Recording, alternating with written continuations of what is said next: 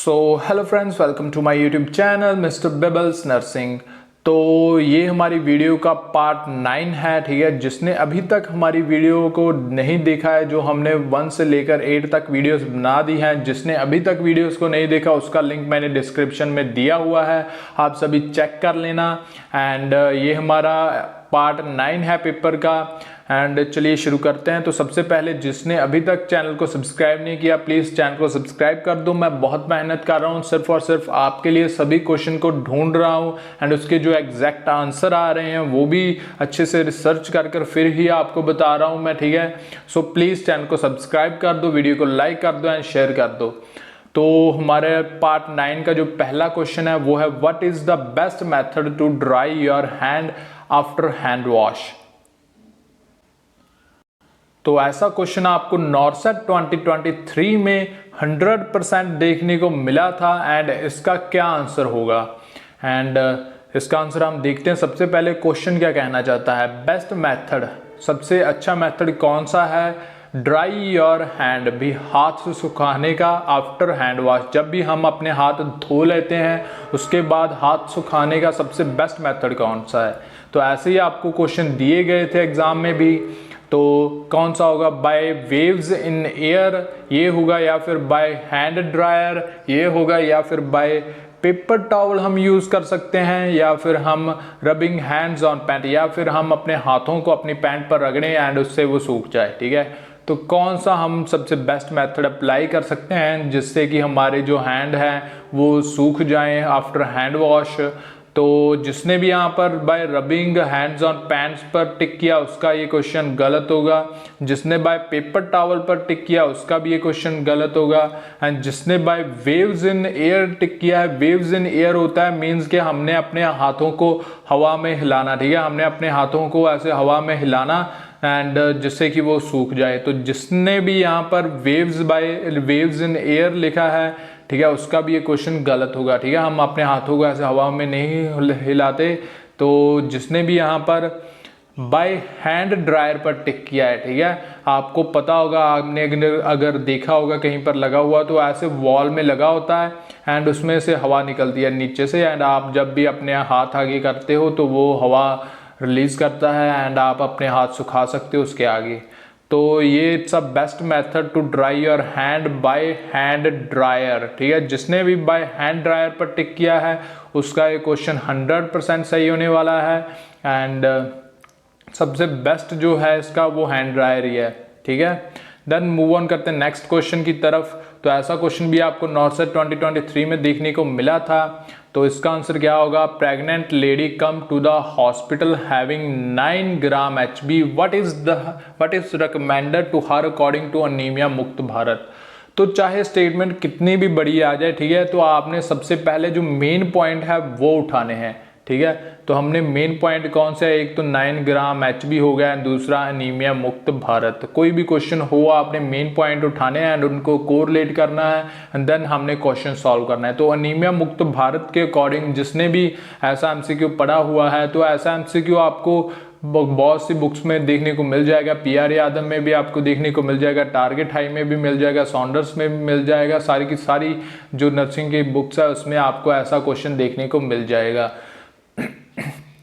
तो इस क्वेश्चन का क्या आंसर होगा, क्या हम उसको 60 mg आयरन देंगे, 500 mcg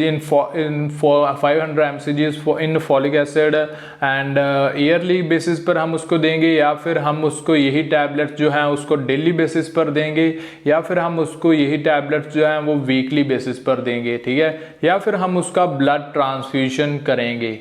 तो कौन सा होगा इसका सही आंसर। तो भाई जिन्होंने यहाँ पर ईयरली बेसिस पर लिखा है कि हम जो 60 mg देते हैं iron and 500 mcg folic acid देते हैं, हम ईयरली बेसिस पर देते हैं, भाई उसका 100% ये क्वेश्चन गलत होने वाला है, ठीक है।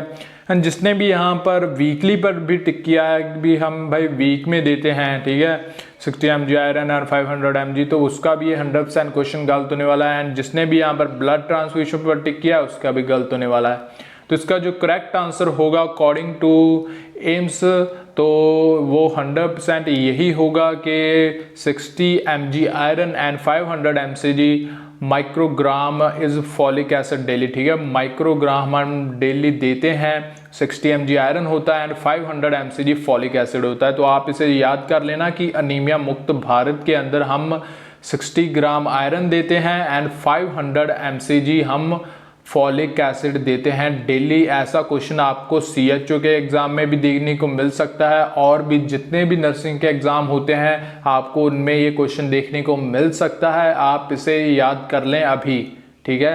तो डेली बेसिस पर देते हैं हम 60 mg iron and 500 mcg folic acid. एक और क्वेश्चन आता है MCH प्रोग्राम के रिलेटेड, ठीक है। तो अगर वो MCH प्रोग्राम का पूछ लेते, MCH, ठीक है, MCH प्रोग्राम का पूछ लेते तो यहाँ पर आ जाना था 100 mg, ठीक है। उसमें हम 100 mg बताया हुआ है, बाकी वैल्यू सब कुछ सेम है।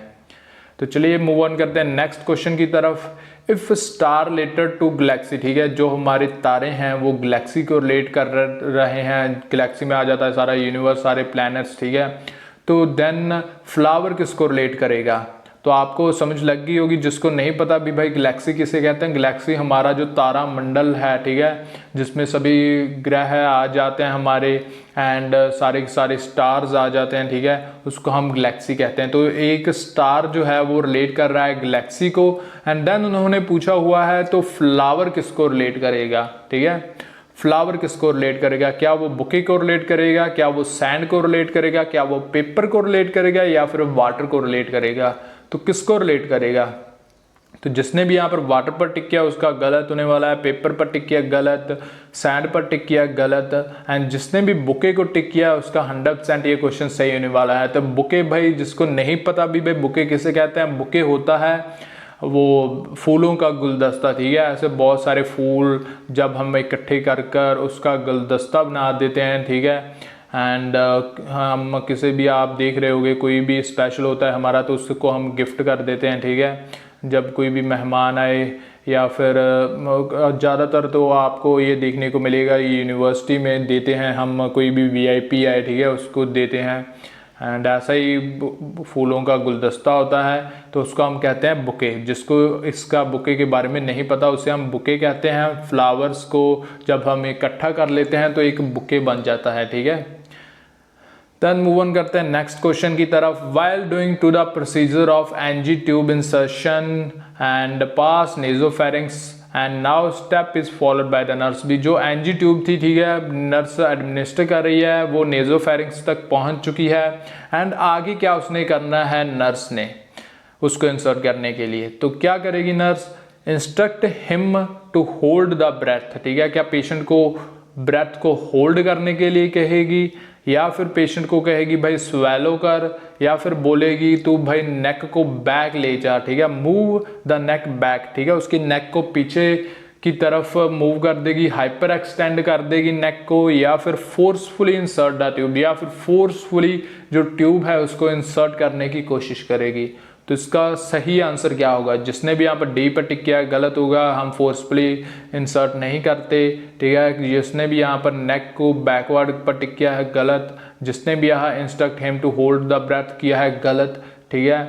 तो इसका जो करेक्ट आंसर होगा वो होगा आस्क पेशेंट टू स्वेलो, ठीक है। तो ये क्वेश्चन 100% आपका सही होने वाला है। जिसने भी यहाँ पर बी ऑप्शन को टिक किया है, भाई स्वेलो पर टिक किया है, उसका 100% ये क्वेश्चन सही होगा।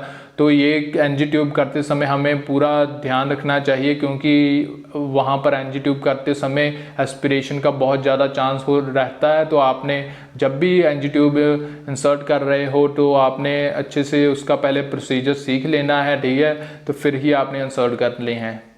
देन मूव ऑन करते हैं नेक्स्ट क्वेश्चन की तरफ। The nurse is caring for the child with sickle cell anemia to prevent for thrombus formation in capillaries as well as other problem from stasis and clotting of blood in the sickling process. What is the nurse priority? तो ऐसा question भी आपको नॉर्सेट 2023 में देखने को मिला था, ठीक है। तो इसका जो आंसर क्या होगा? क्या हम आपको पहले क्वेश्चन को समझ लीजिए कि एक सिकल सेल एनीमिया का चाइल्ड है, ठीक है, एंड उसको प्रिवेंट करना है, हम थ्रोम्बस होने से प्रिवेंट करना है कैपिलरीज में, ठीक है। तो अदर प्रॉब्लम्स भी हो सकती है, स्टेसिस भी हो सकता है, क्लॉटिंग भी हो सकती है सिकलिंग प्रोसेस से। तो हमने कैसे प्रिवेंट कर सकते हैं? तो क्या हम ऑक्सीजन एडमिनिस्टर करेंगे या फिर हम उसके फ्लूइड्स को इंक्रीज करेंगे एंड ह्यूमिडिफायर यूज़ करेंगे, या फिर हम इंक्रेज करेंगे चाइल्ड टू बेड रेस्ट, क्या हम उसको बेड रेस्ट देंगे, या फिर हम जो भी उसको प्रिस्क्राइब एंटी कोगुलेंट्स है, ठीक है, क्या वो प्रिस्क्राइब करेंगे। तो हम क्या करेंगे, तो जिसने भी यहाँ पर एडमिनिस्टर ऑक्सीजन को टिक किया गलत, जिसने भी यहाँ पर प्रिस्क्राइब एंटीकोगुलेंट्स टिक किया गलत, जिसने भी यहाँ encourage child to maintain bed rest गलत, पर जिसने भी यहाँ पर बी ऑप्शन को, ठीक है, use fluids bye mouth and use humidifier पर टिक किया है, उसका 100% ये क्वेश्चन सही होगा।